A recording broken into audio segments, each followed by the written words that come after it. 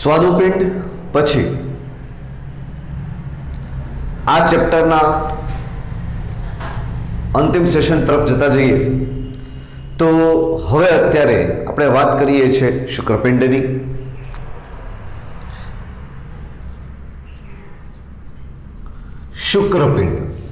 શુક્રપિંડની મિત્રો વાત કરીએ તો એ મુખ્ય નર જાતીય અંગ અને અંતઃસ્ત્રાવી ગ્રંથિ છે.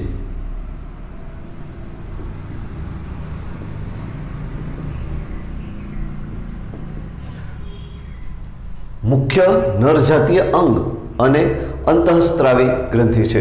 શુક્રપિંડની રચનાની વાત કરીએ તો શુક્રપિંડ છે એ મુખ્યત્વે બે ભાગોથી બનેલું હોય છે. એક કે શુક્રોત્પાદક નલિકા. આ સેશનની અંદર કેટલાક એવા શબ્દો હશે કે જેનું બધું જ ક્લેરિફિકેશન કદાચ આ પોઈન્ટમાં ન થાય, કારણ કે આની અંદર ફોર એક્ઝામ્પલ શુક્રોત્પાદક નલિકા છે તો શુક્રોત્પાદક નલિકા, એની રચના, એ બધી બાબત છે એ માનવ પ્રજનન તંત્રની અંદર આપણે ડિટેલથી અભ્યાસ કરીશું. માટે કેટલાક શબ્દો એવા છે કે જે અત્યારે ખબર ન પડતી હોય તો એને છોડી દેવા. હા, જે ચેપ્ટર રિલેટેડ અને અંતઃસ્ત્રાવ રિલેટેડ વર્ડ્સ છે એ ખાસ ધ્યાન રાખવાનું, કારણ કે ઇન્ટર ચેપ્ટર રિલેટેડ વર્ડ્સ હોય એનું ક્લેરિફિકેશન છે એ આપણે પાછળથી કરી દઈશું. એટલે કે શુક્રપિંડ છે એ મુખ્યત્વે બે ભાગથી બનેલું છે. એક તો શુક્રોત્પાદક નલિકા અને બીજી છે આંતરાલીય પેશી.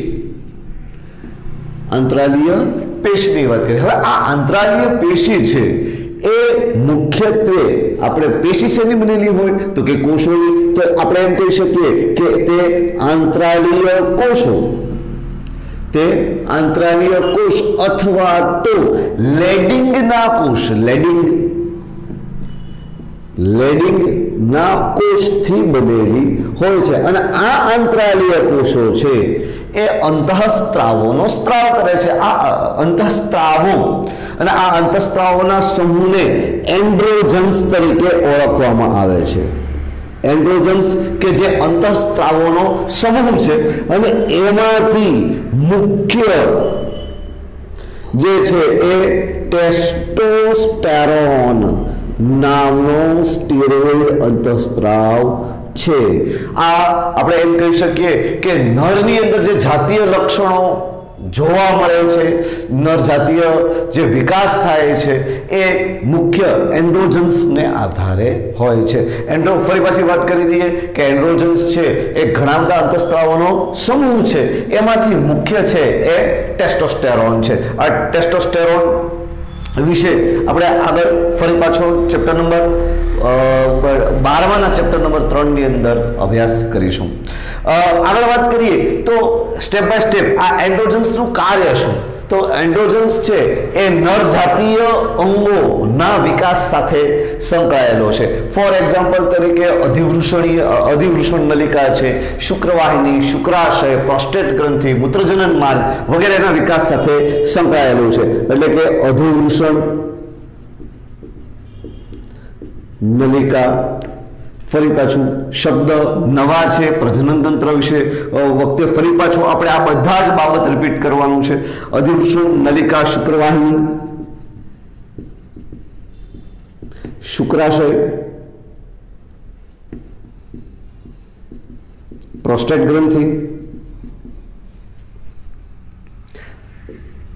અને મૂત્રજનન માર્ગ ના વિકાસ સાથે તે સંકળાયેલો છે. આ ઉપરાંત જે નરજાતીય લક્ષણો છે, ફોર એક્ઝામ્પલ તરીકે નરની અંદર જે સ્નાયુ વૃદ્ધિ થાય છે, શરીર સશક્ત બને, અવાજ છે એ ઘેરો બને છે, શરીર ઉપર વાળ ઉત્પન્ન થવા, આ બધા જે લક્ષણો છે એ પણ આ એન્ડ્રોજન્સને કારણે થાય છે. લખીએ આપણે એક પછી એક. તો કે આ એન્ડ્રોજન્સને કારણે સ્નાયુ વૃદ્ધિ, ચહેરા અને શરીર પર વાળ, ઘેરો અવાજ, આક્રમકતા, આ બધા જે લક્ષણો છે એ એન્ડ્રોજન્સ દ્વારા પ્રેરાય છે. હવે અગત્યના, જો કદાચ તમને યાદ હશે તો એન્ડ્રોજન્સ એ FSH પિટ્યુટરી ગ્રંથિ સાથે મળી અને સ્પર્મેટોજેનેસિસ એટલે કે શુક્રકોષ નિર્માણની ક્રિયાને પ્રેરે છે. એન્ડ્રોજન્સ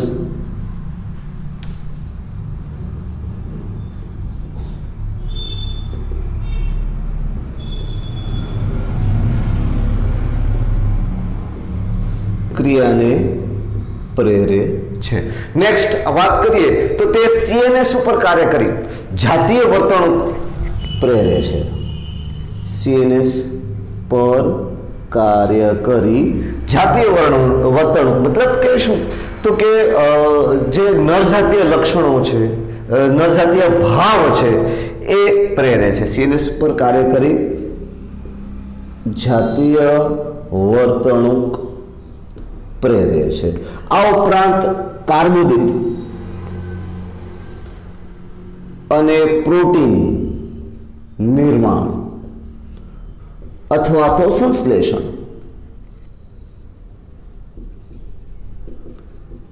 ની ક્રિયાને તે પ્રેરે છે.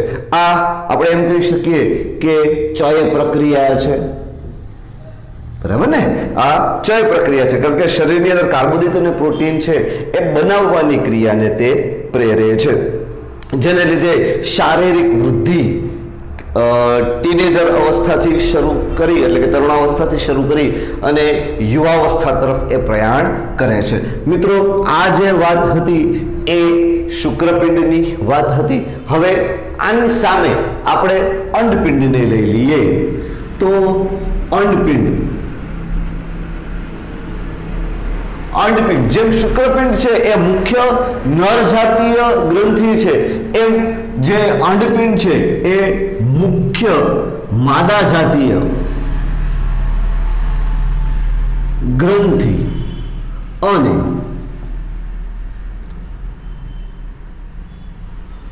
જાતીય અંગ છે. એટલે કે તે મુખ્ય જાતીય અંગ અને મુખ્ય માદા જાતીય ગ્રંથિ છે. અહીંયા આપણે એમ કહી શકીએ કે એની અંદર અંડપિંડની અંદર આવેલી વિશિષ્ટ અંતઃસ્ત્રાવી પેશીઓ છે એ અંતઃસ્ત્રાવોનો સ્ત્રાવ કરે છે. અને આ જે અંડપિંડ છે એ આપણે એમ કહી શકીએ કે ઋતુસ્ત્રાવ દરમિયાન અથવા તો ઋતુચક્ર દરમિયાન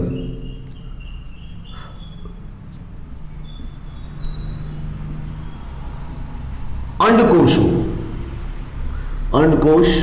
ઉત્પન્ન કરે છે. હવે આ અંડપિંડીય ચક્ર નો અભ્યાસ છે એ માદા પ્રજનન તંત્રમાં આપણે ખૂબ સારી રીતે કરીશું. ફરી પાછી વાત કરી દઉં છું કે આ થિયરી બીજી વખત રિપીટ થશે. અંડપિંડની વાત કરીએ તો અંડપિંડની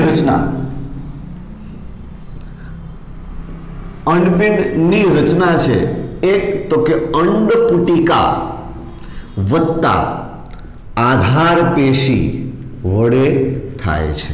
અંડપુટિકા અને આધાર પેશી વડે થાય છે.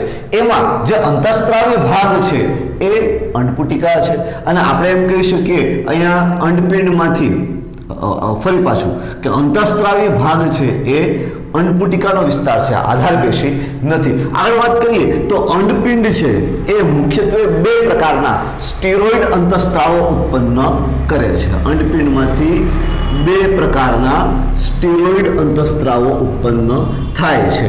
એક તો કે ઇસ્ટ્રોજન અને બીજો છે પ્રોજેસ્ટેરોન. એક ઇસ્ટ્રોજન અને બીજો પ્રોજેસ્ટેરોન. હવે અંડપિંડની ઋતુચક્ર દરમિયાન માદા ઋતુચક્ર દરમિયાન અંડપિંડમાં આવેલી ઘણી બધી અંડપુટિકાઓ પૈકીની કોઈ પણ એક અંડપુટિકાનો વિકાસ થાય છે. બેમાંથી કોઈ પણ એક અંડપિંડમાં ઘણી બધી અંડપુટિકાઓમાંથી કોઈ એક અંડપુટિકાનો વિકાસ થાય છે. આ વિકાસ પામતી અંડપુટિકા છે એ ઇસ્ટ્રોજન મુક્ત કરે છે. એટલે આપણે એમ કહી શકાય કે વિકાસ પામતી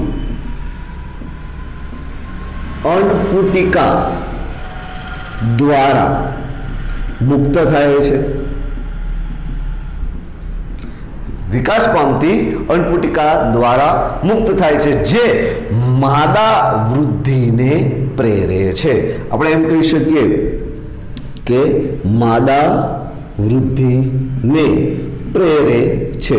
અને માદા ગૌણ જાતીય લક્ષણો પ્રેરે છે. હવે માદા ગૌણ જાતીય લક્ષણો એટલે ક્યાં? તો કે તરુણાવસ્થામાં થતા માદામાં ફેરફારો, જેમ કે સ્તન વૃદ્ધિ છે, પછી તીણો અવાજ છે, પછી શરીર ઉપર જે પ્યુબિક વાળની ઉત્પત્તિ છે, વગેરે વગેરે વિકાસને પ્રેરે છે. આપણે સજ લખતા જઈએ કે માદા ગૌણ જાતીય લક્ષણોની અંદર તીણો અવાજ, સ્તન ગ્રંથિની વૃદ્ધિ વગેરે વગેરે. આ ઉપરાંત તે માદા જાતીય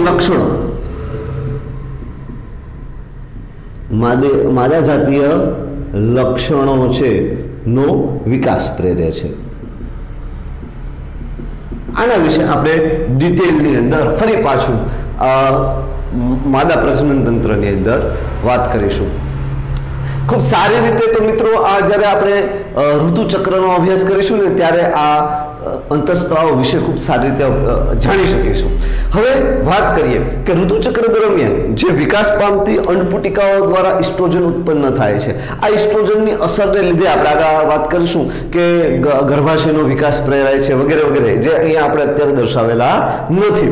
હવે અમુક સમય બાદ, મતલબ કે ઋતુચક્રના 14મા દિવસે અંડકોષપાતની ક્રિયા થાય છે. ઋતુચક્રના 14મા દિવસે અંડકોષપાતની ક્રિયા થાય છે, મતલબ કે અંડપિંડમાંથી આ અંડપુટિકા મુક્ત થાય છે. હવે અંડપિંડમાંથી આ વિકાસ પામેલી અંડપુટિકા મુક્ત થઈ ગઈ. હવે અંડપુટિકા પોતે ઇસ્ટ્રોજનનો સ્ત્રાવ કરતી હતી. હવે અંડપુટિકા મુક્ત થઈ ગઈ અને એ જગ્યાએ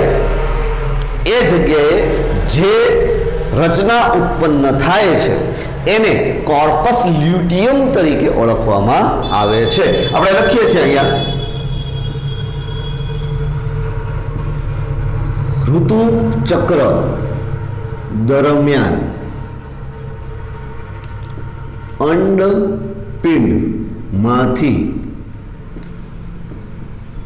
અંડપાત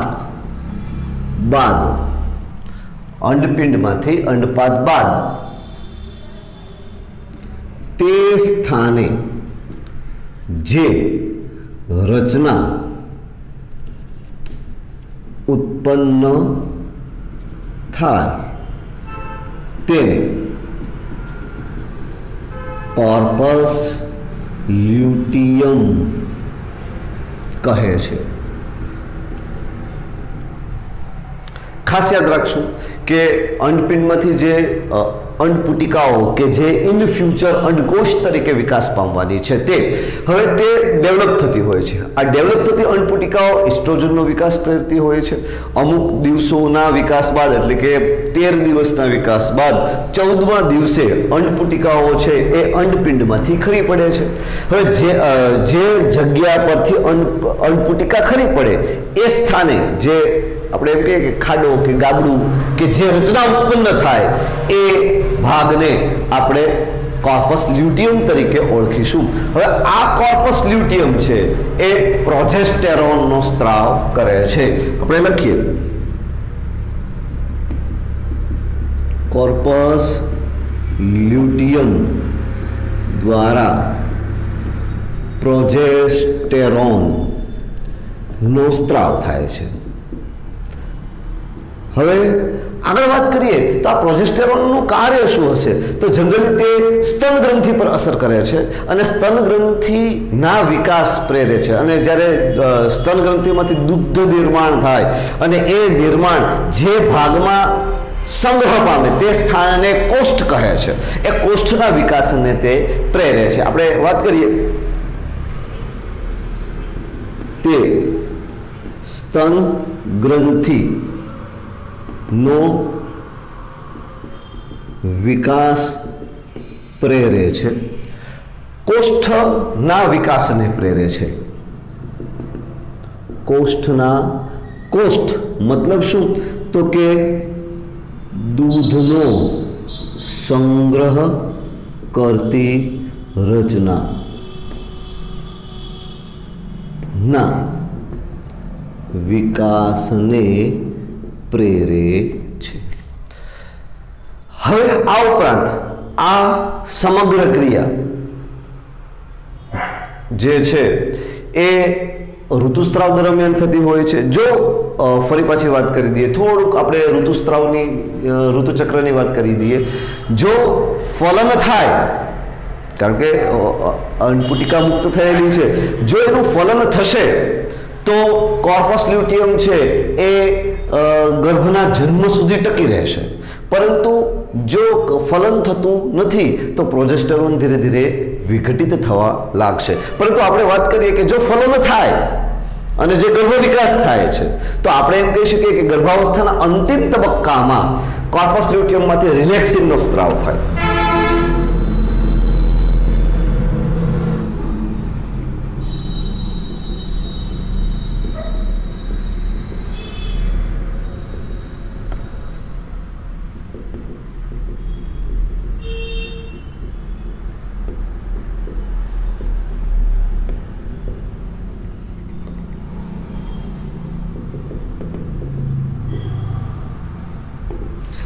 જે પ્રસવ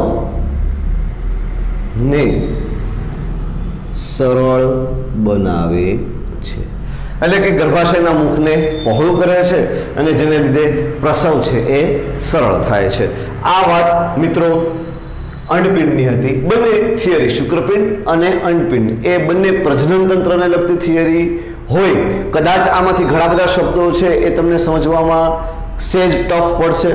કઈ વાંધો નહીં, ચિંતા કરતા નહીં. નેક્સ્ટ આપણે જ્યારે પ્રજનન તંત્રની થિયરી ચાલુ કરીશું ત્યારે આ દરેક બાબત ફરી પાછું રિપીટ થશે. અત્યારે ટેક્સ્ટબુકને ખાસ ધ્યાન આપજો. દરેક શબ્દ, દરેક ભાગ ધ્યાન આપી દેશો. અને કોર્પસ લ્યુટિયમ છે, અહીંયા આ પોઈન્ટ છે એ ટેક્સ્ટબુકની અંદર એડ કરી લેજો. તમારા ટેક્સ્ટબુકમાં નથી, આ પોઈન્ટ એડ કરી લેજો. મિત્રો, બંને જનન ગ્રંથિઓના અભ્યાસ બાદ હવે આપણે શરીરમાં અંતઃસ્ત્રાવી ગ્રંથિઓનો અભ્યાસ પૂરો કર્યો. પરંતુ શરીરની અંદર એવા કેટલાક અંગો છે કે જે સમગ્ર અંગો અંતઃસ્ત્રાવી ગ્રંથિ તરીકે કાર્ય કરતા નથી, પરંતુ એ અંગોના થોડા ભાગ, એટલે કે થોડી પેશી છે એ અંતઃસ્ત્રાવી ભાગ તરીકે કાર્ય કરે છે અને શરીરના ચોક્કસ કાર્યોનું એ નિયમન અથવા તો નિયંત્રણ કરે છે. અહીંયા આપણે શરીરના એવા કેટલાક અંગોની વાત કરવાની છે કે જે પોતાના દ્વારા ઉત્પન્ન થતા અંતઃસ્ત્રાવો દ્વારા ચોક્કસ, એટલે કે અગત્યના કાર્યોનું નિયમન કરે છે. એમાં સૌથી પહેલા હૃદયમાં કર્ણકની જે દિવાલ છે, એ હૃદયમાં કર્ણકની દિવાલ એ એટ્રિયલ નાઇટ્રિયુરેટિક ફેક્ટર ANF નામનો અંતઃસ્ત્રાવ મુક્ત કરે છે. આ અંતઃસ્ત્રાવની વાત આપણે મૂત્રપીંડ ક્રિયાવિધિના નિયમન વખતે પણ કરેલી છે. તો આ ANF છે એ જનરલી ક્યારે ઉત્પન્ન થાય? નોર્મલી શરીરમાં જ્યારે બ્લડ પ્રેશર વધી જાય છે ત્યારે કર્ણકની દિવાલમાંથી આ ANF મુક્ત થાય છે. ANF એટ્રિયલ નાઇટ્રિયુરેટિક ફેક્ટર છે એ રુધિરવાહિનીઓનો વ્યાસ વધારે છે, રુધિરવાહિનીઓને પહોળી કરે છે. પરિણામ સ્વરૂપ બ્લડ પ્રેશર છે એની અંદર ઘટાડો થાય છે. ધેન નેક્સ્ટ મૂત્રપિંડની વાત કરીએ તો મૂત્રપિંડમાંના જક્સ્ટા ગ્લોમેરુલર કોષો, યાદ રાખીશું, જક્સ્ટા ગ્લોમેરુલર કોષો છે એ ઇરિથ્રોપોએટિન અંતઃસ્ત્રાવનો સ્ત્રાવ કરે છે, જે પ્રોટીન નેચર ધરાવે છે, એટલે કે એની રચનામાં પોલીપેપ્ટાઇડ શૃંખલાઓ આવેલી હોય છે. આ ઇરિથ્રોપોએટિન એ ઇરિથ્રોપોએસિસ ની ક્રિયાને ઉત્તેજે છે. ઇરિથ્રોપોએસિસ ઇરિથ્રોસાઇટ એટલે કે રક્તકણ અને એના નિર્માણની ક્રિયાને ઉત્તેજે છે. આપણે એવું યાદ રાખીશું કે ઇરિથ્રોપોએટિન છે એ આરબીસીના નિર્માણને ઉત્તેજે છે. નેક્સ્ટ આપણે વાત કરીએ છીએ પાચન ની ક્રિયા દરમિયાન જે ઉત્પન્ન થતા અંતઃસ્ત્રાવો એટલે કે જઠરાંતરીય માર્ગ દ્વારા ઉત્પન્ન થતા અંતઃસ્ત્રાવોની વાત કરીએ તો સૌથી પહેલા તો ગેસ્ટ્રિનની વાત કરીએ છીએ. અહીંયા જે પાચન તંત્રની અંદર આપણે ઓક્ઝાન્ટિક કોષો, પેરાઇટલ કોષો, પેપ્ટિક કોષો એવા વિશિષ્ટ એવા કોષોની વાત કરીને આપણે એમના દ્વારા થતા ઉત્પન્ન થતા અંતઃસ્ત્રાવો વિશે ચર્ચા કરી હતી. એને આપણે ડિટેલમાં લઈ જઈશું નહીં, પરંતુ હા એક વસ્તુ યાદ રાખજો કે નીટ માટે આ કનેક્શન્સ અગત્યના છે. એટલે કે જઠરાંતરીય માર્ગ છે એ ગેસ્ટ્રિનનો સ્ત્રાવ કરે છે, પરંતુ ગેસ્ટ્રિનમાંથી કયો અંતઃસ્ત્રાવ કયા કોષો દ્વારા ઉત્પન્ન થાય છે અથવા તો આ જીઆઈપી કયા કોષોને ઉત્તેજે છે અને એના દ્વારા કોનો સ્ત્રાવ થાય છે એ તમારે ખાસ યાદ રાખવાનું છે. અલગ અલગ ચેપ્ટરના કનેક્શન્સ છે એ રીત માટે અગત્યના હોય છે. જઠરાંતરીય માર્ગમાં ગેસ્ટ્રિન નો સ્ત્રાવ થાય છે. આ ગેસ્ટ્રિન છે એ જઠર ગ્રંથિ પર અસર કરી અને જઠર રસના સ્ત્રાવને પ્રેરે છે. આપણને ખબર છે કે જઠર રસની અંદર મંદેત્સિયલ છે, પેપ્સિનોજન છે અને મ્યુકસ એટલે કે સ્નિગ્ધ શ્લેષ્મ ના સ્ત્રાવને પ્રેરે છે. તેના આફ્ટર છે સિક્રેટિન અને પેન્ક્રિયોઝાઇમિન. સિક્રેટિન અને પેન્ક્રિયોઝાઇમિન છે એ બહિસ્ત્રાવી સ્વાદુપિંડ પર અસર કરે છે. જો સ્વાદુપિંડ બે ભાગ આપણે ભણી ગયા ને, એક બહિસ્ત્રાવી ભાગ કે જે સ્વાદુ રસનો સ્ત્રાવ કરે છે અને જે પાચનની ક્રિયામાં અગત્યનો ભાગ ભજવે છે. બીજો અંતઃસ્ત્રાવી ભાગ જે ગ્લુકાગોન અને ઇન્સ્યુલિન જેવા અંતઃસ્ત્રાવો દ્વારા રુધિરમાં શર્કરાના પ્રમાણની જાળવણી કરે છે. અહીંયા આપણે વાત બહિસ્ત્રાવી ભાગની કરીએ છે તો કે બહિસ્ત્રાવી જે સ્વાદુપિંડ છે એમાંથી પાણી અને બાયકાર્બોનેટ આયન આ ઉપરાંત સ્વાદુરસના સ્ત્રાવને પ્રેરે છે. તેના આફ્ટર કોલિસિસ્ટોકાઇનિન. એ કોલિસિસ્ટોકાઇનિન છે એ કન્સ્ટ્રક્શન પ્રેરે છે, સંકોચન પ્રેરે છે.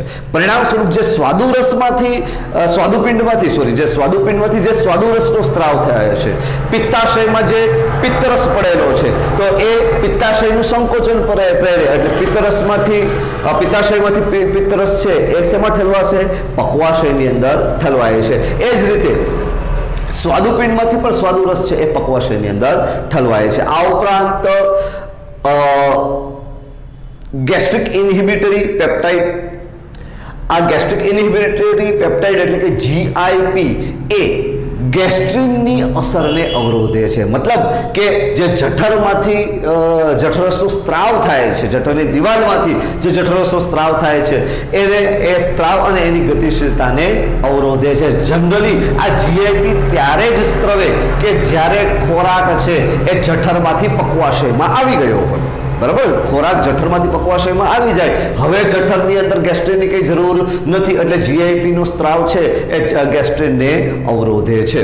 આ ઉપરાંત આના સિવાયના પણ ઘણા જઠરાંતરીય માર્ગના અંતઃસ્ત્રાવો છે, પરંતુ એન્ટેરોકાઇનિન, ડ્યુઓકાઇનિન આવા ઘણા બધા અંતઃસ્ત્રાવો છે, પરંતુ એ તમારા સ્તર પર અત્યારે અભ્યાસ કરવાનો નથી. હા, એક વાત સાચી છે કે શરીરની કેટલાક ભાગમાંથી વૃદ્ધિ પ્રેરકો પ્રકારના અંતઃસ્ત્રાવો મુક્ત થાય છે કે જે વૃદ્ધિ અને સમારકામની ક્રિયાને પ્રેરે છે. મતલબ કે કોઈ જગ્યાએ આપણને ઘા વાગ્યો હોય તો એ જગ્યાએ સમારકામની ક્રિયા અને ચોક્કસ જગ્યાએ વૃદ્ધિને એ પ્રેરે છે. મિત્રો, આ વાત હતી કેટલીક અંતઃસ્ત્રાવી પેશીઓની કે જે અંતઃસ્ત્રાવી ગ્રંથિઓ નથી પરંતુ એ અંતઃસ્ત્રાવોનો સ્ત્રાવ કરે છે.